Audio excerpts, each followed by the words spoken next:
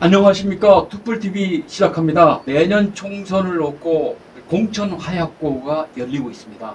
22일 유상범 국민의힘 수석대변인이 이준석 전 대표에 대해서 국민의힘이 최근에 언급을 자제하거든요. 그런데 어제는 얘기를 했습니다. 공천에 관련해서 얘기를 했는데요. 국힘에서 누구도 지금 공천이 확정된 사람은 아무도 없다. 다 똑같은 입장이고 이준석 전 대표가 자기를 배제하는 것 같다는 그런 식으로 얘기를 하고 있는데 그건 전혀 아니다. 이준석 대표 스스로 경쟁력을 확보하면 그건 공천받을 수 있는 거 아니냐 이렇게 얘기를 했거든요. 또 더불어민주당은 지금 그 비명 친명 간에 이재명 대표의 9월 초 검찰의 영장 청구가 거의 기정사실화되고 있는데요. 그 관련해서 또 다툼이 있고 그것도 내년 총선 관련해서 공천 갈등으로 이어질 가능성이 높습니다. 오늘은 그와 관련해서 디지털 타임스에서 정치 데스크를 맡고 계신 이재창 국장님 모시고 또 말씀을 나눠보겠습니다. 반갑습니다. 반갑습니다. 예. 자, 어제 유상범 그 수석 대변인이 오랜만에 이준석 대표에 대해서 직설을 했어요. 예, 원론적인 얘기를 한 겁니다. 내년 4월 총선이니까 지금 공천할 때도 아니고요. 공천 확정된 사람이 없는 게 너무 당연한 얘기입니다. 그렇죠. 그 공천은 보통 연말부터 이제 시작을 해서 1, 2월에 이제 많이 이루어지고요. 전략 공천이나 이런 거는 3월에도 그런 사례가 있기 때문에 원론적인 얘기인데 아마 그 얘기를 한 거는 그 최근에 이준석 전 대표가 신당을 만들 거다 이런 얘기도 있었고 대구에 출마할 거다 이런 얘기도 있었고요. 그러니까 이준석 전 대표를 두고 여러 가지 얘기가 나오고 그리고 그런 과정에 일부 의원은 이준석을 끌어안고 가야 된다. 안 그러면 이제 총선 망친다. 이런 얘기도 하고 그러지 않습니까?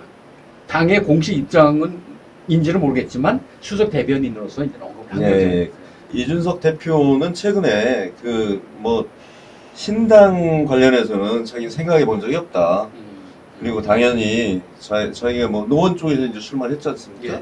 그러니까 노원 쪽을 여전히 이제 생각하는 것 같고 다만 이제 당에서 장난칠 경우에는 비상한 그 결심을 할 수밖에 없겠죠. 당연히 출마를 해야 되는 상황인데 그 당이 공천을 하지 않으면 그렇죠. 자기도 수가 있다 이런 얘기를 했거든요. 그렇죠. 그래 그게 이제 그런 워딩이 결국 그러면 신당 만드는 게 아니냐 이런 쪽으로 이제 그런 해석을 낳는 거고요.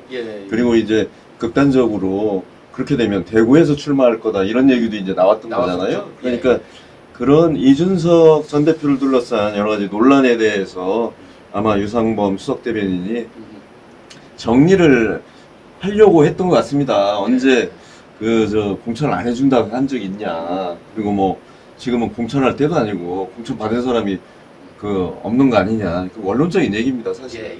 비슷한 시기에 신평 변호사가 이대로 가다가는 또 내년 총선에서 국민의힘이 150석 얻기 힘들다. 그러니까 과반을 얻기 힘들다. 그 얘기를 했거든요. 거기에다가 문재인 정부에서 치렀던 총선 때와 비슷한 결과가 나올 수도 있다. 근데 그때는 100석을 겨우 넘긴 103석인가 그랬지 않습니까? 맞습니다. 그때와 이렇게 비교한 걸로 보면 여전히 수도권에서 굉장히 어려운 선거가 될 거라는 자기 입장을 고수한 거라고 보여요. 보인 거고 그 근거로 이제 최근 여론조사에서 정권 안정론과 정권 견제론 차이가 12%포인트 났다. 그러니까 정권 견제론이 무려 12%포인트나 높았다. 정권 견제론은 뭐겠어요? 야당을 찍겠다라는 그런 여론이잖아요. 이런 상황이면 그 선거가 매우 어려워질 수 있다. 그런 지적을 한 걸로 보입니다.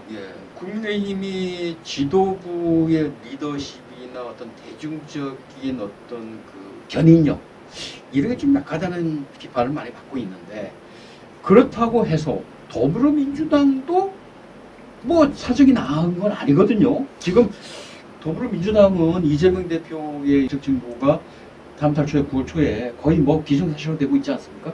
그럼 비명과 친명 간에 또 첩보동의안 갖고 또 부딪힐 것 같은데. 민주당이 저 국민의힘보다 처지가 나을 게 하나도 없습니다. 맞습니다. 사실 최근의 상황만 놓고 보면 민주당이 훨씬 심각합니다. 그 뭐 김남국, 코인, 그다음에 뭐 송영길 전 대표를 중심으로 한 그 전당대회 돈봉투 사건, 그게 이제 본격적으로 이제 수사가 이루어지고 있죠. 또 저게 있지 않습니까? 대북 송금 관련해서 이재명 민주당 대표를 3자 뇌물죄로 입건을 했어요. 그러면서 원래 이제 이재명 대표는 다른 건으로도 지금 백현동과 뭐 이런 건으로 수사를 받고 있는 상황인데, 여기에 그게 더해져서 아까 말씀하신 것처럼 아마도 이제 그 9월 정기국회 시작되고 나면 체포동의안이 제출될 가능성이 높아요. 민주당은 지금 이번 주에 회기를 끝내고 비회기 기간을 가짐으로써 그때 검찰이 이재명 대표에 대해서 영장 청구를 해라. 그러면 법원에서 영장 심사를 받으면 되지 않느냐. 근데 이런 상황에서 굳이 저 정기국회가 열리고 난 상황에서 체포동의안을 내놓는 거는 이거 정치 공작이다. 그리고 저 야당 흔들려는 나쁜 행태다. 이렇게 좀 비판을 하고 있는 거죠. 근데 검찰은 어찌됐건 간에 여러 가지 조사를 취합하고 그런 걸 모으는 과정, 그렇죠. 그리고 이제 추가 자료 취합하는 과정, 이런 걸로 보면 이제 사실 9월 제기할 가능성이 높아 보입니다. 현재로서는. 그렇죠. 그렇죠. 예. 아니 검찰의 수사가 민주당은 그거 뭐 길게는 2년 가까이 끌어온 거 아니냐. 그런데 아직도 뭐 의혹의 근거라든가 이것을 입증하지 못하니까 못해서 지금까지 끌어왔고, 그 계속 이 이재명 대표의 소환 시기나 이런 걸 가지고 이 정치 공작적으로 접근한다 이런 얘기를 해오면서 8월 말에 한 일주일 정도 얘기를 듣고 그때 하라는 얘기했는데, 그때 딱 검찰이 구속영장 신청을 청구를 하는 것도 좀 이상한 모습이에요. 그것도 정상적이진 않죠. 그렇죠. 사실은 맞춰서 한다는 것도. 사실은 이재명 대표가 특검 포기 선언하지 않았습니까? 예. 비회기 기간을 줄 테니까 그때 저 영장을 청구하려면 영장을 청구해라 라는 것 자체도 또 다른 특권이에요. 그렇죠. 특권이죠. 누가 저 일반 시민한테 영장을 청구할 때 그렇게 원하는 식으로 그렇죠. 정해가지고 하겠습니까? 내가 어디 갔다 올 테니까 내가 집에 없으니까 2주일에 좀 해달라 이렇게 하는 거랑 마찬가지인데, 그러니까 한동훈 장관이 그랬잖아요. 아니 영장 청구를 검찰한테 주문해서 받으면 이게 우리가 식당 예약하는 거냐. 그러니까요. 영장 청구가 검찰 스케줄에 따라서 이제 이루어지는 거고요. 근데 이제 중요한 거는 이재명 대표에 대한 수사가 본격화되고, 그리고 그러면 이제 그런 사법 리스크가 현실화되는 거잖아요. 그렇죠. 그러면은 그간 이제 논란이 됐던 이 대표의 거취 문제, 그러니까 물러나야 되느냐 이제 말아야 되느냐, 이 문제가 본격적으로 이제 수면으로 올라올 것 같아요. 만약에 회기 중에 검찰이 영장 청구를 하게 되면 일단 이 법원으로부터 이제 올 거 아닙니까? 저 체포 동의서가. 그러면 이제 표기를 붙여야 되는데 그 절차는 꼭 지켜야 되는 거 아니에요? 뭐 그거는 법사항입니다. 법상 문제니까. 체포동의안이 제출되면 그 72시간 안에 그 본회의에서 그 표결을 해야 됩니다. 선택사항이 아니라 그냥 그 법에 정해진 그런 거고, 그래서 그 불가피하게 투표가 이루어지는 거죠. 그러니까 이제 민주당이 우려하는 거는 그 표결을 하게 되면 결국 당내에서 이제 찬반표가 갈리게 되고, 이탈표가 이제 몇 표가 나왔는지 이게 또 이제 드러나게 되는 거고, 이게 또 다른 갈등의 요인이 되지 않습니까? 이제 그런 것 때문에 그 편법으로 회기를 끝낼 테니 비회기 중에 뭐 영장 청구하려면 하라, 이런 얘기인데 사실 이것도 상식적이진 않아요.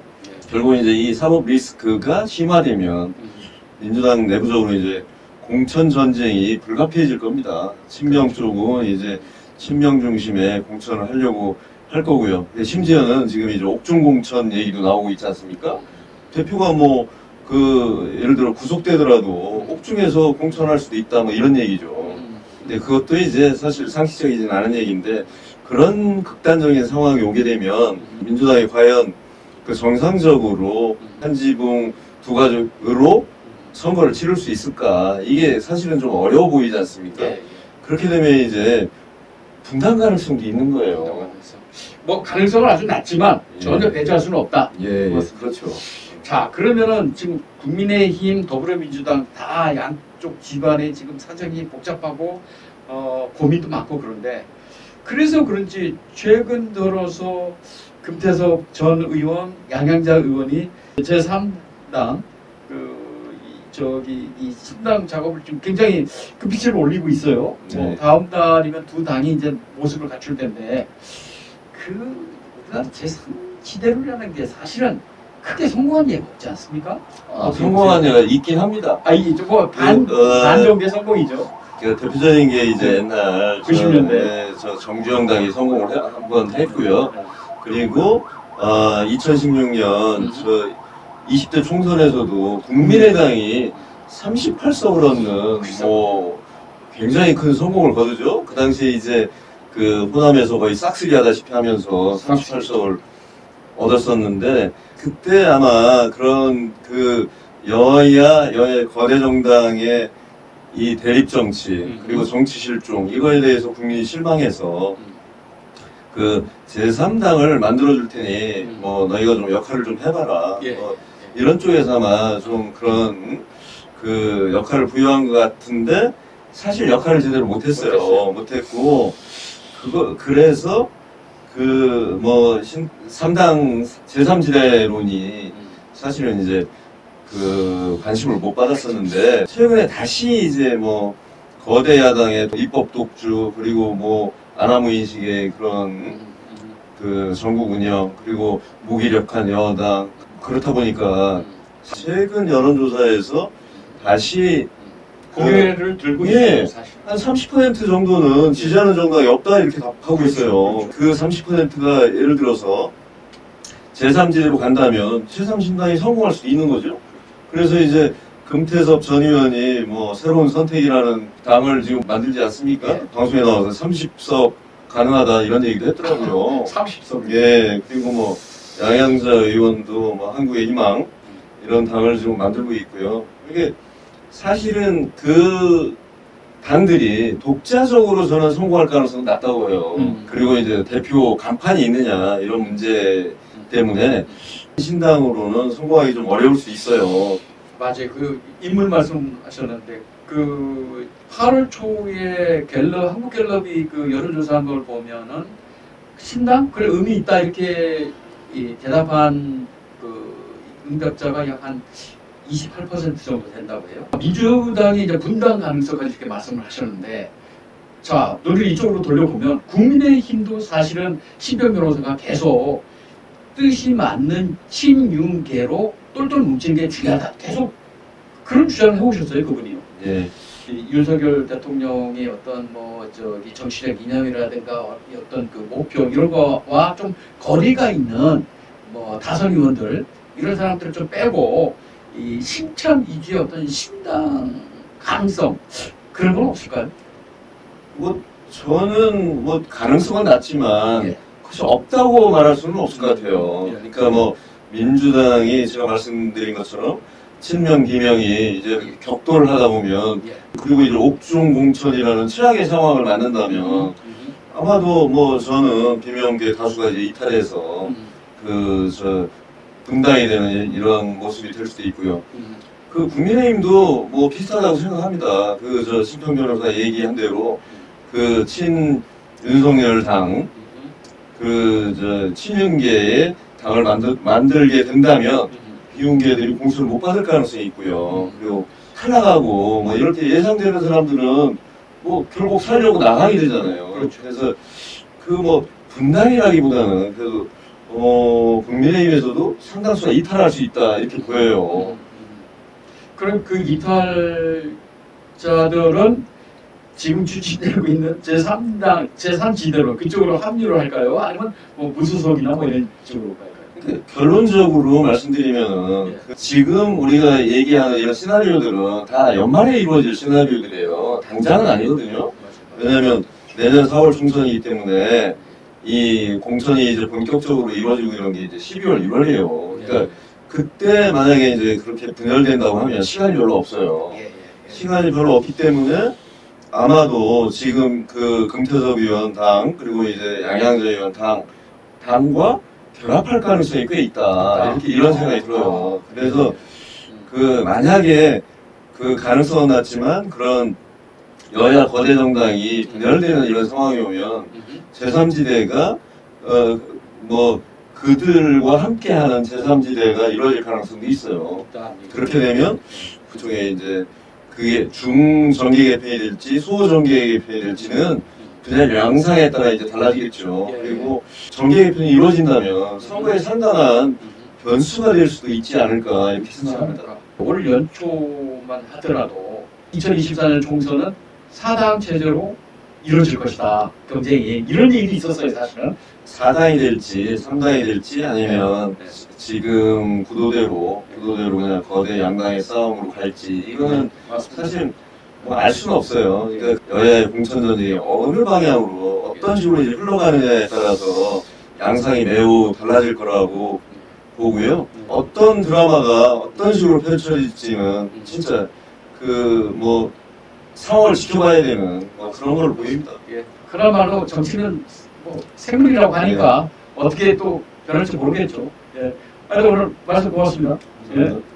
오늘은 이재상 국장님 모시고 지금 내년 그 총선이 한 7개월 남았지만 서서히 물밑에서는 이제 공천 작업을 좀 하고 있는데 서로 공천 받으려고 하지 않겠습니까? 그 관련해서 어제 유상범 국민의힘 수석 대변인이 오랜만에 이준석 전 대표에 대한 언급을 한 걸 가지고 여러 가지 얘기를 나눠봤습니다. 예, 오늘 투플TV 마치겠습니다. 감사합니다.